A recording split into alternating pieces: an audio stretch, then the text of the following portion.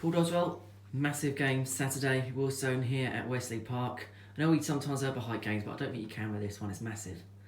No, it's going to be a great occasion. I think they're going to be bringing a good away support as they always do, and yeah, I mean it's one of those. If Wealdstone obviously win, they're going to be 11 points clear of us, and if we get the win, then we're 5 points behind them. So yeah, it's in the context of the season, it is a big game. Again, it won't define the season because all of us have still got to play another 19 tough games, but certainly both myself and Dean will realise the importance of it. It's almost a little bit more important because yesterday's game against Slough was called off, so it's another game we have to chase up another point, and obviously if we got that win last night, then the pressure would have been firmly on Wealdstone and of course ourselves. Yeah, we were disappointed it was off. It was very, very close to being on.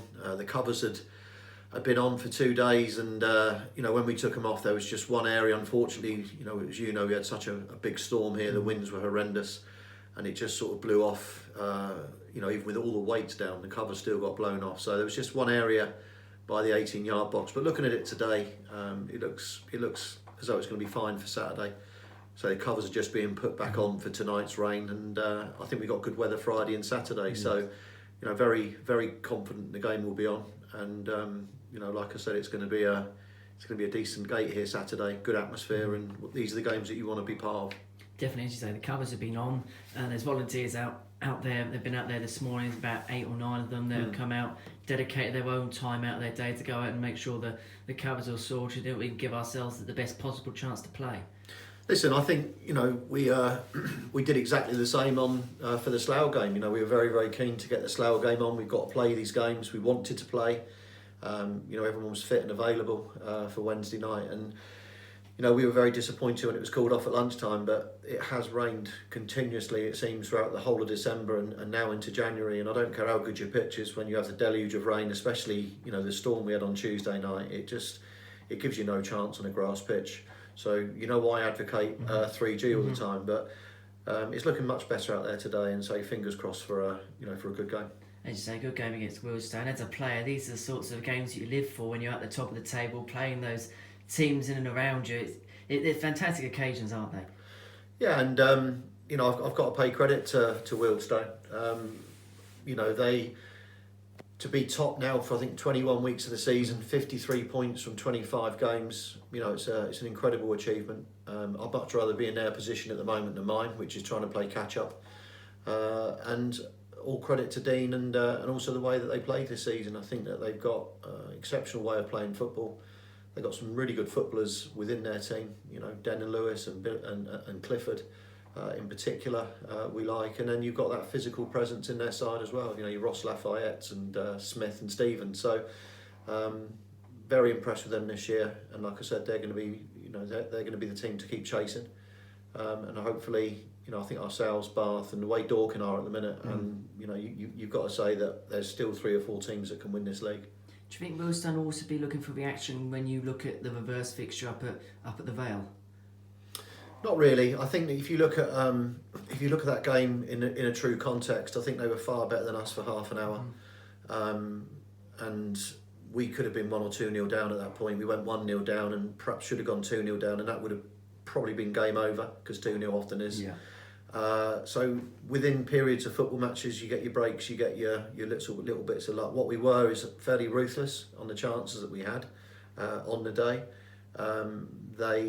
I think we got to grips with their system, but it took us that first half an hour to work it out. And the overloads that Dean likes to do, the movement and a diamond type formation sometimes in midfield, but they're very fluid in the way they get forward. If you look at Effetti, the right back, he ends up in some incredible positions that a right back probably shouldn't end up in, but they get reward from it. I think that he's gone and got a few goals this year, Michael. So they've got some real good strengths in there. They've got some real obvious weaknesses as well, and it's making sure that you can stop their strengths and try and exploit their weaknesses. Of course, from a neutral point of football, the last game between the two is anything to go by. It's going to be a fantastic spectacle. Both teams play football in the right way, don't they?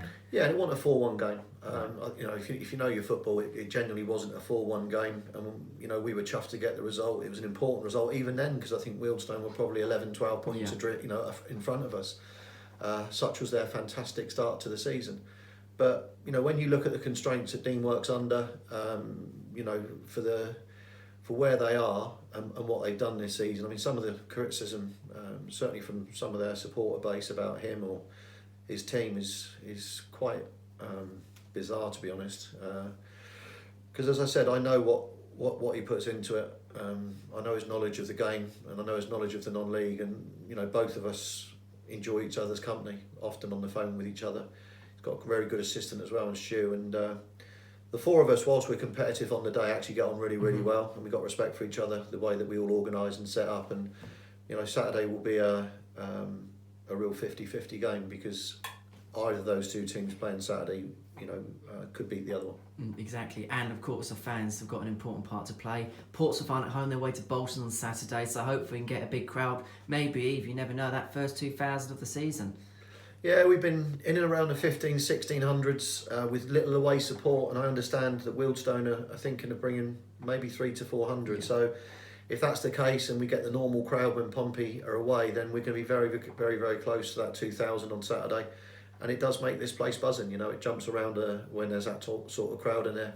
And as I alluded to earlier, I think Wealdstone have got fantastic away support, come in good numbers, very vocal normally. Dean's mentioned it before. I think they are a 12th man to their team at home and away at times, and we got obviously match into that enthusiasm that the Wealdstone supporters bring. Indeed, hopefully it'll be a fantastic spectacle both on and off the pitch Saturday. Paul, thank you very much. Cheers, Henry.